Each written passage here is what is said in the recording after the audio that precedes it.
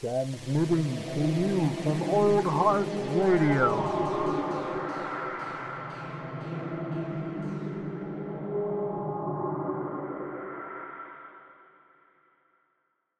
Don't be afraid.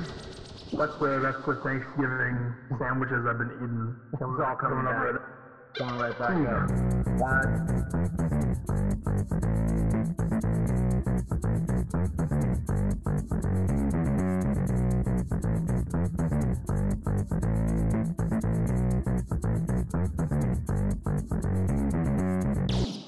Go. Oh my God. It's here. There it is. Don't be afraid. That's the Thanksgiving sandwiches I've been eating. It's all coming up back. right Coming right back Ooh. up. We are here, dear listener. Don't worry. We got lost in a little bit of a holidays. Anyway, good joke. Matinee Edition, number 55. 55. That's double 55. five, in case you can't hear me. That's fucking wild. That's a year Matinee Edition right there. That's one solid year. What number? How many do you think we're going to squeeze in? We got what? We've been trying to do it weekly, and we have roughly like what? 5 more weeks of the year. I mean, I just meant like 55 weeks. I know, I get that, but I'm thinking we get like 3-4 more in, right? we'll see. It's not like we're doing fucking anything. Yeah. Oh yeah, that's right. There's still this like pandemic thing happening around us where you really shouldn't be doing much, and you just go home and you go to work, or you go get your groceries and you go right back to home. It's a real great. All you look forward to is recording a podcast once a week. And here we are. Yeah, well, at least we're not as sad as the listeners, because all they do is look forward to listening to this podcast. Oh, God. You got nothing else to listen to. Not that I'm knocking you, hot dogs. Please keep listening. We love you, hot dogs. We love you. But not as much as we love Oatly. Yes. Oh, my God. I was just thinking that, because guess what? I have a little Oatly in this cup right here. It's Let the record, a little coffee, but yeah. Let the record show. It's 5:15. Jared's drinking coffee and oat milk. I'm getting, you got to get jacked somehow. And when you're not as rich as a Colombian Coke Lord, never mind. I was just gonna try and make a joke, but the sound thing cut out. Soundboard's broken. It is, but it's actually only the one I need. The clapping. Oh, okay, it's very brief. It's very. It's like if you do a bad joke. What's the deal with this airline food? It worked better that time. Yeah, it's good. Anyway, all right. That's not what we're here for. Dear listener, he just threw it over his shoulder. Okay, my God, man, how's your week been, man? It's been nice. Had a pretty laid back Thanksgiving. Watched put the parade on in the background. Oh yes. Oh my God. How fun was that? As a wee child, I used to watch the parade like every year. It was the thing that we woke up to and like kind of had on around the house. And I'd like to do that as an adult, but this year was kind of fucking hot garbage, dude. I will say production value struggled just because you could tell they weren't able to get everybody around. I'll give them like a slight applause. Yeah. Because the like you could see that the people were all wearing, like the pilots of the balloons were all wearing masks and stuff. Yeah. And like they're trying to just do something to make everybody like feel like it's a regular year, I think. Fucking the legend that is Al Roker was wearing a mask, and he very obviously didn't realize that you couldn't hear him through it. He was interviewing somebody at like the side of the parade. I was like, here it is, turning it off. The person just goes like, yeah, thanks, Al. No, it was, I think it was a decent effort on everybody's part, but I don't know, man. I was just waiting for the for fucking Pikachu. That's what I do every year. Wait for the Pikachu balloon. Fair enough. I got creeped out a little too hard by the guy who was playing Ronald McDonald, Dude, as he was going around just like pointing at nobody in the crowd and being like, with a giant face shield on. Yeah, I was just, and he just looked, I don't know, he just looked extra creepy. Like, Dude, he looked like he was waiting to splatter some blood on that face shield. Like, the Ronald McDonald looked like the balloon looked terrifying. Oh my god. I wonder, like, I'll say there was a Ninja Turtles float, but then they cut away from the Ninja Turtles for this fucking like dance, for this like musical group, and I was like, motherfucker, I'm here for Raphael. He's my dude. I'm not here for this pop group. It's also pretty funny when you can almost tell with 100% certainty who's lip syncing and who's actually singing. Oh yeah, that especially in that parade, just in general, like across the board every year, you see like those people. It's worse than on SNL sometimes. Yeah, because like sometimes it's the same thing on SNL. Sometimes you catch them, but yeah, I don't know. It was, I'll say, valiant effort, but I'm looking forward to a better parade next year. I will give them props because you could tell they really went for the inclusion angle. Oh, so for sure. They had a lot of representation from this usually predominantly white institution that we have every year. And exactly. I think they're setting a good trend with that, and hopefully they'll just continue to do that. And one of the unique things about this year was that they kind of brought in elements from, like you were kind of saying, from different parades that were missed out on throughout the year in New York, and so that's where you got a lot of that kind of some more interesting stuff than the usual. You know, like, I mean, you have some pretty standard floats and shit, and some standard groups that come by, but it was nice to see some fucking different acts. I'm there for the dog show every year. Like that's the real tradition in my household. There you go. Fuck the parade. I'll tune into that briefly, just to see like the SpongeBob and like Pikachu, and then I'm watching the fucking dog show. Which dog won this year? The Scottish Deerhound. There you go. Called it. I saw that fucking dog. I was like, that dog's adorable and a pristine specimen. Dude, like it's gonna win. I'm telling you, man. Next year you should start taking bets, seeing if anybody has an open line. We should start the Old Heart dog show betting ring. There you go. Hot dog. Hey, the hot dogs. Hot dogs. If you want to put down some money on next year's Thanksgiving dog show, hit us up. Yeah, we'll start filling the pot. DM us on Instagram at Old Heart Radio. Recommend us a topic and then give us money. We'll definitely give you the money if you win. Yeah, fair enough. We'll be straightforward about that. But if you win and you don't give us the money, we're fucking coming after you. All right. What do we got? Well, these people need to know what's happening around them on the streaming services and the entertainment. Netflix is raising their prices. My God, man. Yeah, Netflix is going for it, dude. Like I feel like they hit us hard recently, but I found that. And this is like exclusively to U.S. customers, which I thought was like, what the fuck? The people with the most money. But they're like, Netflix announced its HD standard plan will increase from $13 to $14 a month, while the 4K premium plan is going to go up to $18. So it's like, yeah, dude. I mean, like, it's like just another jump. I mean, people are just going to eat it, but yeah, I guarantee half the sons of bitches subscribed to Netflix are just not going to notice. Oh, for sure. It's not like they're going to alert you and be like, would you like to cancel your Netflix subscription? No, You're going to have to go in and go through a bunch of bullshit to even cancel it. Yeah, I agree. And I mean, I'm just waiting for like what streaming service is going to be the first one to go for 20, you know what I mean? Yeah, dude, shit. That's a crazy thought to me. It is. I think that's when it gets real, when like the first digit changes, you know? I agree, man. Like while it's in the teens, people are going to brush it off, but once it hits $20, then people are fucking done. Yeah, people are going to start sweating it, man.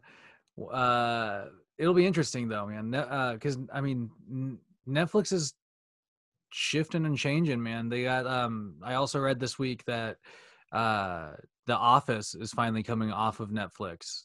Fucking wild. That is, dude. The Office has been an go to Peacock. It's going on Peacock, yeah. Which is free. So is it? Okay, that's why I haven't looked at Peacock at all, but I guess, maybe Dumb name. Yeah, it really is. Like NBC's gonna regret that. It's like what was the DC streaming service that they called it? It was like the Worlds of DC or something. Oh no, like that was called DC Universe. Oh god. And Wait, no, didn't they try to go to the Worlds of DC with the cinema universe or something? Yeah, that's the cinematic universe. Oh my god, that's even worse to me. Like both of those names are fucking. I mean, like just stick It's with backwards. DC It's backwards. It is. It's really strange. But and then that got rolled into HBO Max. Yeah.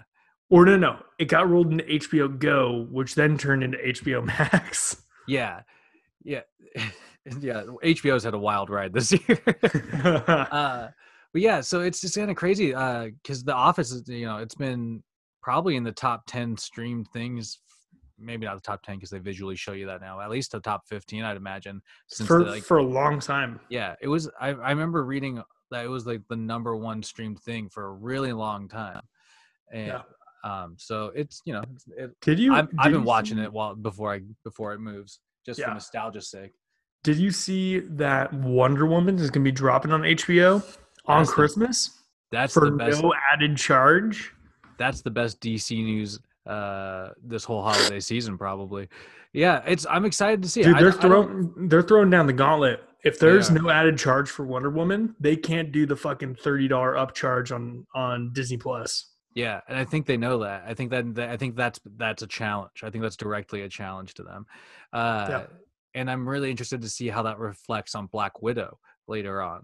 Oh yeah, because I've read that there are some investors pushing for Black Widow to go up for free, but they're being really resistant and want to charge for it at some point in time. Dude, I think it's going to be determined by how Soul does, because that new Pixar movie that's going to be coming. I think it's coming on Disney Plus on like New Year's, and there's going to be no upcharge for that one. To see how many people they capture. But I think it's a bold move for DC. I think they're really going to go. I think it'll go a long way in bringing people into the DC movie universe again, just because it'll be way more accessible. You know what I mean? And so also like it's going to just get people on HBO Max. Yeah, like I know I would really like to watch Wonder Woman. And there's a bunch of HBO shows that I want to watch. Yeah, I just haven't like pulled the trigger on it. It's worth it totally. I'll say that. Like I pay for HBO, Netflix. No, I think somebody else pays for Netflix. I pay for HBO, Hulu, Disney, Amazon. Well, I already pay for Amazon, but and HBO is probably the one that is like the most worth it. You have all this DC content. You have all this amazing HBO content. And tons of stuff, Studio Ghibli content, lots of stuff. So it's fucking awesome. But Netflix is the institute, and Netflix is the standard. Anything that they do, the rest of the streaming services like follow in some way, basically. Absolutely. They laid down the format, the format for everything, and like nobody's come in and like tried to shake up the system, dude. Hulu was like, I remember when Hulu first came out and they were trying to be a competitor and immediately became like the shitty version of Netflix. And so they kind of decided to change their whole, it looked like they changed what they were doing like quite a bit along the way. And Netflix has been like they've changed things, but they've done it in ways that like really it remind you, it's not like super different every time. Like they do really small, subtle changes that just keep like the system working really well, and I think that's proven to be what people want. Did you what was the name of that like old DVR from like early 2000s? I remember seeing commercials as a kid. Oh man, I don't even know. I don't think we ever had DVR when I was younger. Whatever, it's a brand I haven't heard of for probably a decade, and I saw a commercial and they're trying to make a streaming service. Oh my god. And I was like, everybody's doing it. And it looks like garbage too. Everybody's trying to do it. AMC's launching their own streaming service. It's because AMC went fucking bankrupt. Dude, it's crazy. But I don't know. I still think like I'm not really interested in all those wild ones popping up because I don't think they're going to last, and I don't want to like be one of those people that's like puts the monthly payment in and then just forgets about it and never uses like 5 of those goddamn streaming services. It's like the equivalent of fucking like Google Stadia. Have you seen that shit? Yeah. Where Google they already stopped supporting it. It's like the Glass, where they said they were going to do something with. Google does this all the time, where they're like, we're going to make this a thing, and then it fails at launch, and then they never invest in it. And that's like, I feel bad, and that's sort of problematic. It's a problem with streaming in general, is the whole like, we don't technically own anything we buy. Yeah. It's like, say Amazon Prime goes away. Any movies that you have saved on Prime, they're gone. They're deleted. Yeah, exactly. It's weird. It's really dicey, like saving things. Like every now and then I'll buy like a movie. I have a small movie collection on like my Apple TV. Yeah. Because I don't think Apple's going anywhere for a while. You know what I mean? But, yeah. But yeah, it is kind of like, it's strange because unlike, you know, when you used to buy DVDs and shit, like you have that, it's yours. But you're right. Like as soon as like Amazon decides to take something off of there or something, like, or you know, it's gone from it. What's crazy to me is like physical media. There's like this weird movement back towards physical media in some areas, like records and all that type of stuff. For sure. But then, like, my Xbox doesn't have a fucking disk drive anymore. Yeah. Like, I have no way. My parents are moving, and I want to pick some stuff up from them, some random things that I left at the house, and they gave me like a couple DVDs, and I was like, I can't fucking use these. I'm not going to be watching Furious 6 anytime soon. Especially not just DVD. But it's true. Like I mean, like. There's markets for it. I honestly just think, and I'm one of these nostalgic cats, but like you know, there's a nostalgia market, and I think that has a lot to do with resurgences in popular like physical you know, like entertainment shit. And so, you know, it's I mean, records is a great example because I don't think DVDs will ever really make a comeback because I think they were just sort of so blah, you know. Shout out to one of our old friends from work. His first name starts with an S, who would walk around with a fucking Walkman, and he had a bunch of cassettes. Well, tape's different. I mean, tape's different. I think it's like objectively the shittiest way to listen to music. It might be, but it might not be, like, how do I say it? It might not be the best way to listen to music, but it's a very particular way to listen to music. And Fair that's enough. why people like it. I'm not talking about Spencer Solt, by the way. It's a different way of recording. It's a different, you know, so everything turns out differently. And it's the same thing with VHS, man. That's why I love VHS. There's like the way it's imprinted on tape makes the films look and like even feel at times like there's a different character to it. Yeah, exactly. I get that. But, you know, like, it's like I said, it's all nostalgia. It's all just preying on people's nostalgia for when they were younger. So this is our difference here, is that you can tell that you're older than I am because I only briefly interacted with VHSs, so I just have no like nostalgia for that at all. Yeah, well, and that's what I mean, like, exactly. And so, like, I don't know, it just makes sense to me, like, if you break it down that way. And I definitely cruise online for VHS tapes every now and then. No, damn, really? For sure, dude. I have a collection. Speaking of nostalgia baiting, why don't we talk about The Mandalorian? Oh my God, yes, we got to.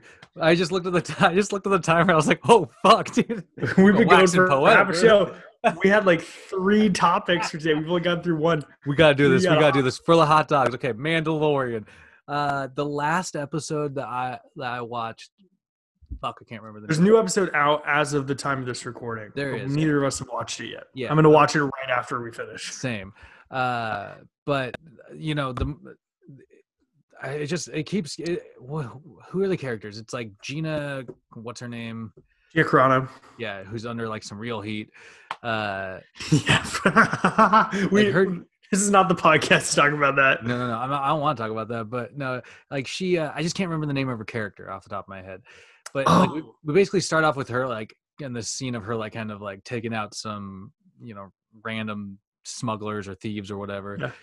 and you, Turns out she's working with Apollo Creed, right? yeah, and you find out that they've kind of been like working on cleaning up, whatever that fucking. Oh my god, I was Calcis or something like that, right? Yeah, and then basically the Mando shows up, and what's he there for again?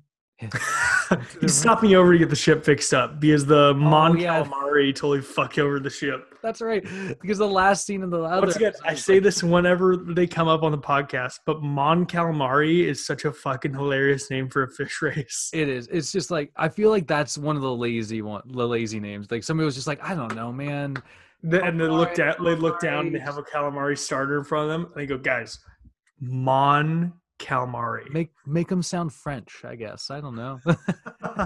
Calamaris, yes, super French. But yeah. So they did this. They were like storing a base, and first off, I mean, we'll go in sort of chronological order here for the episode.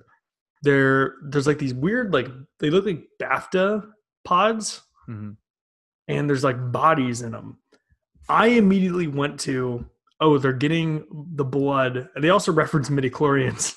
They did, yeah. And I was like, they're getting high midichlorian count blood to make a force-sensitive body. Mm-hmm. So I was immediately like, it's Snoke or Palpatine. Like, that's the first attempts at cloning Palpatine. And yeah, exactly. I wonder if they had, like, a way of replicating tissue, and they couldn't, to make it a force sensitive like cadaver basically at the time. Yeah. They had to maybe like pump some like heavy midichlorian blood, and that's what they were using the kid for. Right? Yeah. Like they were like collecting his blood or whatever. Yeah. And I think the doctor in the little hologram was like, we couldn't take so much because we'd kill him. Yeah. But it was like, fuck. So they've been like drained. They've been finding people with the force and draining their blood to make a body for someone. We don't know if it's going to be Palpatine or Snoke. No, but theories. But it's the only thing that makes sense at this point. In terms of like trying to connect it with anything else going on. Like, granted, that's like I would really just prefer them to like steer away from the sequels, but it exists. They have to reference it. Well, I guess that's the thing. It's like, what kind of dangerous territory are they getting in? Yeah, to go down that road, because that would like continue to legitimize the sequel series. Yeah, and I mean, like, I don't know. I don't like. We've talked about it before. Like, should they kind of steer away from that series and try and like carve a different path? Probably.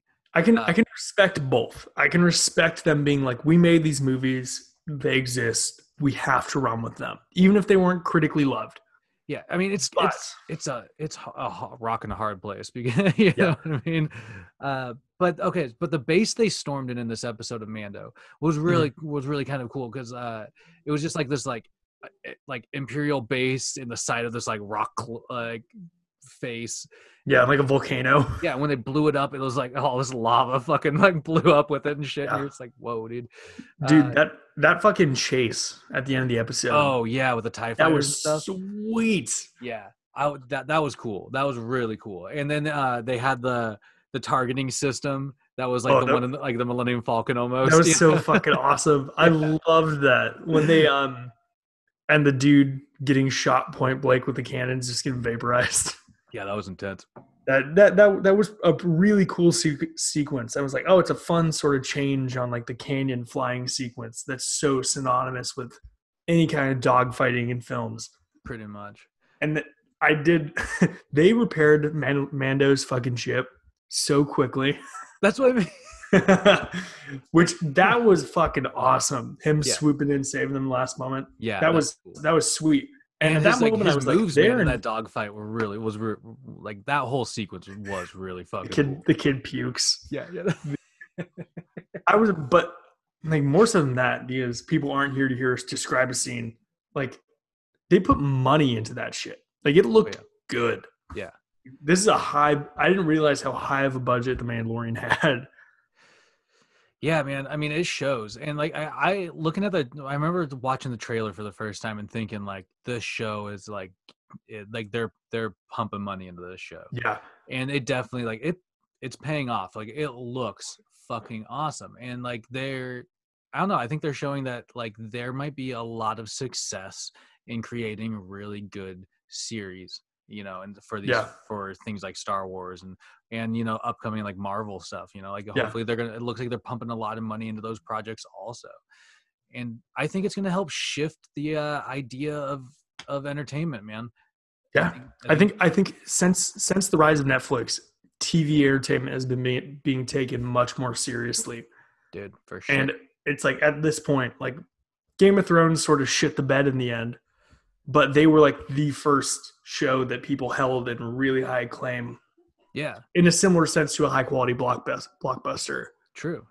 So I think like that combination of Netflix and you're right, Game of Thrones, especially, and a couple other series off the top of my head, like True Detective told these really dark stories. And anyway, like they just put really good production in them, and they show that it counts, and it makes people like really happy to just consume that stuff at their pace. Let's quickly throw it in there. Some Mandalorian spinoffs were starting to get cast.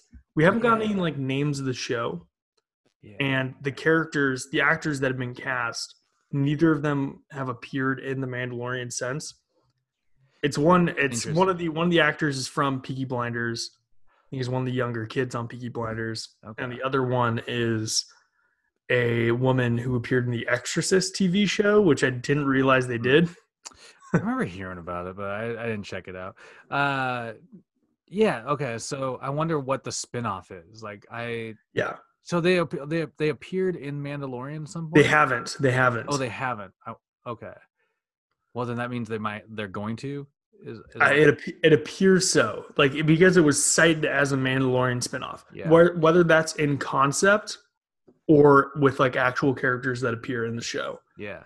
I mean, geez, I wonder what they're going to be going for. Like the only spinoff I've officially heard of so far from Mando is a Boba Fett spinoff, which makes me think they're. What? You know, what'd be fucking great. What I immediately think of is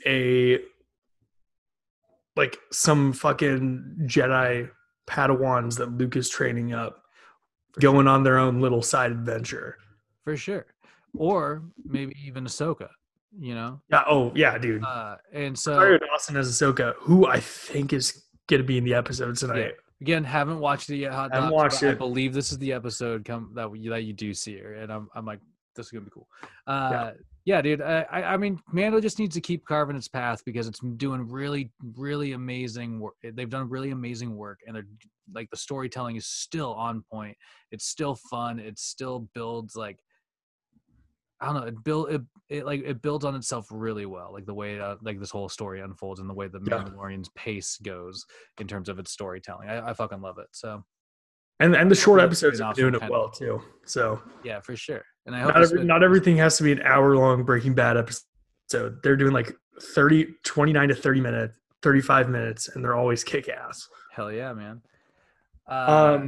Before we wrap up, because we're getting there. Yeah. You recommended me to watch Legion. Oh, yes, dude. And holy shit. What a great show. I told you. Legion is camped on too often. It is like the music is incredible. Amazing. The atmosphere they create with like the cinematography is fucking incredible. Set design, the outfits. I mean, like the weird, it's so surreal feeling. Yeah. Like, and I think they capture that with like all the psychic mutations, dude. For sure. It's like you can't really place it on like when the show takes place because there's hints of like the future, but then everybody's dressed in 60s clothes. It's one dude's got a Tommy gun. Like exactly. It's one of those shows that you're along for the ride the entire episode, and then every episode leaves you with this like. What like you just have questions. You just have questions at the end of every one, and that makes you want to come back every week for the next one. You know what I mean? Yeah. So I'm at the beginning of season 2. I think we finished episode 2. Nice. So we've seen how the Shadow King actually looks, or like his actual body. Yeah. Rather than the creepy fucking Like, dude, that show got into like some soft horror elements. It does. I think if anything, the people working on Doctor Strange 2 should take note that kind of stuff clicks with people. Dude, I was gonna go into Doctor Strange and WandaVision should take notes from this, because absolutely. dealing with like psychic abilities and the like reality altering type stuff, they could totally piggyback off that stylistically. Yeah, well, because it's an understandably disorienting thing, like, to try to like portray. Yeah. And when you do it right, like they do in Legion, it's not like you don't walk away like confused, like, you know, like you don't understand what's going on. You're confused, like, but you're still like enjoying the story, and that is very weird balance when you do like time and, you know, telepathy shit and like, you know. Dude, the Lenny, Benny, and like the whole like drop, like that they're the same people, and his past, and like with the dog. Yeah, it's one of those things of like, you don't exactly know what's happening all the time. Yeah, but you eventually get the pieces to put together. Yeah, and it leaves you thinking too. If you're like, what the fuck is happening in this show right now? Absolutely, man.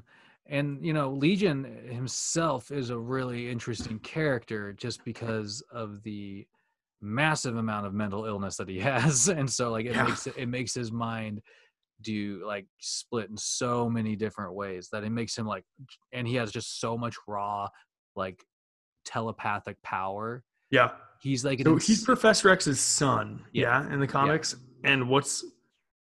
And who's his mom? That I don't remember off the top of my head. Okay.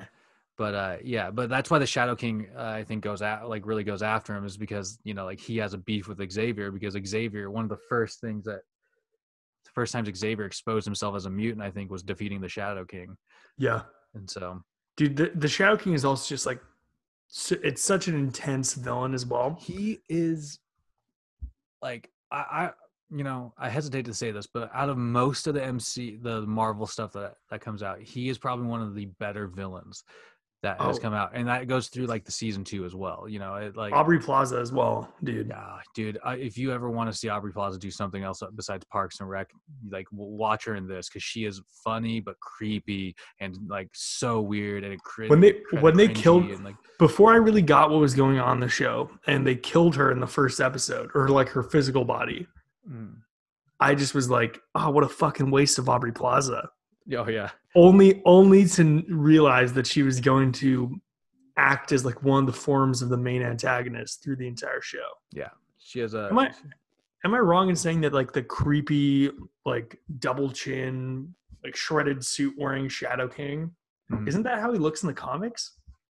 Yeah, I mean, it's really close to like kind of like versions of him, but like in the comics too, like the Shadow King can manipulate his form if he wants.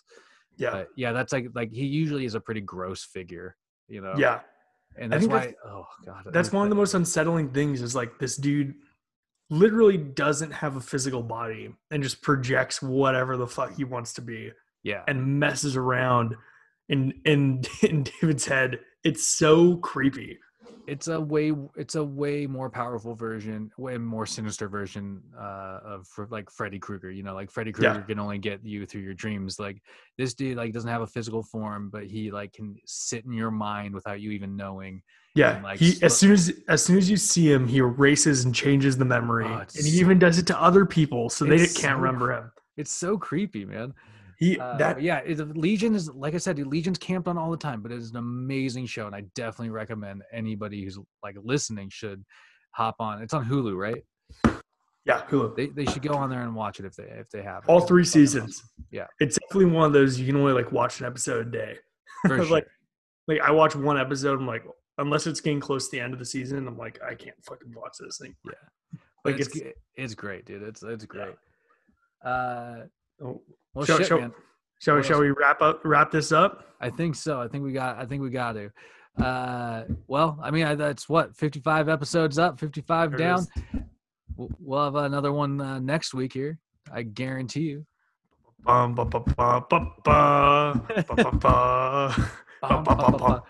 here's a quick shout out. There's a lo-fi station on YouTube that does Star Wars lo-fi. Fuck yes. and there were some really cool cuts of like the Mando theme song and some beats, and I was like, oh fuck, dude, this some of the is shit from dope. Mandalorian, like the composer Ludwig Göransson, he already does production for Childish Gambino. Yo, dude. So like there's specifically in the Bo-Katan episode, there was like a trap beat thrown in while they were raiding the airship. Yeah, that's another reason why you gotta love that show. So it's just so well made. So well made. Like these delicious podcasts, right? We'll Hot dogs? Tune in next week for an analysis of the next episode of The Mandalorian. Hell yeah. That'll be episode 56. Oh my God. For now, Instagram and Twitter. Yeah, get on there. Get on Instagram at Old Heart Radio. Hop Bye. on. What is it? Twitter? At Old Heart in Space. Yeah, you're right, man. Continue to drink your Oatly. There it Send is. them all the letters so they remember that they got to sponsor your favorite podcast. Follow us on YouTube or subscribe on YouTube. Oh, that's true. We are on YouTube. One viewer on YouTube. You guys said shit too early in this episode, so it'll get demonetized. So we're not making money anyway. Oh well, we never do. Follow us, come subscribe to us on YouTube. We'd appreciate it. Spread the word. Tell your friends. Exactly. All right. Well, be good. Till next week. There it is.